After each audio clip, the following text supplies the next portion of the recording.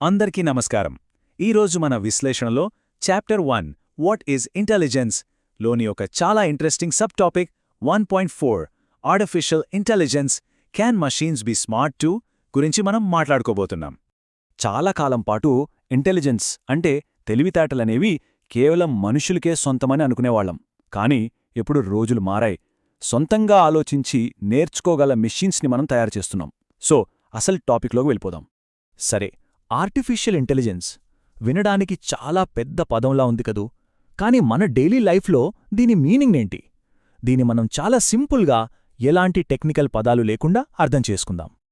Artificial intelligence షార్ట్కట్లో AI అంటే ఏంటంటే సాధారణంగా మనుషులు చేస్తే మనం స్మార్ట్ అనుకునే పనుల్ని మెషిన్ల చేత చేయించగలిగే సైన్స్ అన్నమాట.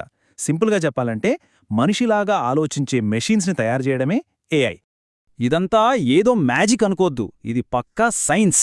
ఇక్కడ అసలు విషయం ఏంటంటే మన బ్రెయిన్లో న్యూరాన్స్ ఎలాగైతే ఇన్ఫర్మేషన్ ప్రాసెస్ చేస్తాయో అచ్చం అలాగే ఒక కంప్యూటర్ చిప్లో అల్గారిథమ్స్ పనిచేస్తాయి.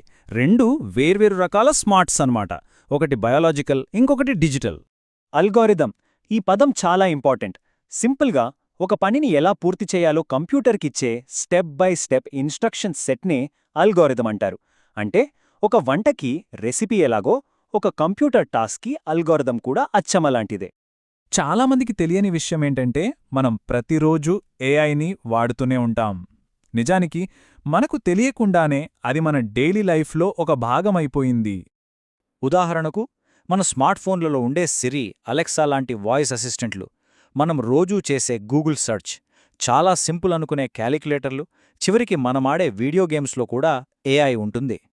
ఎప్పుడైనా సిరికి గాని అలెక్సాకి గాని ఒక ప్రశ్న వేసినప్పుడు మనం మాట్లాడిన మాటల్ని అర్థం చేసుకుని దానికి సమాధానం వెతికి చెప్పేది ఏఐ టెక్నాలజీనే.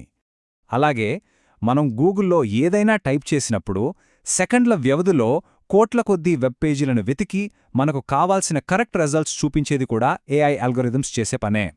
ఇక వీడియో గేమ్స్ విషయానికొస్తే మన కదలికల్ని గమనించి ప్లాన్ ప్రకారం అటాక్ చేసే స్మార్ట్ ఎనిమీస్ ఉంటాయి కదా, వాటి వెనక పనిచేసేది కూడా ఆర్టిఫిషియల్ ఇంటెలిజెన్సే. అవే వాటికి సొంతంగా దారి వెతుక్కోవడానికి, స్ట్రాటజీలు ప్లాన్ చేసుకోవడానికి హెల్ప్ చేస్తాయి. సరే, ఇదంతా బావుంది.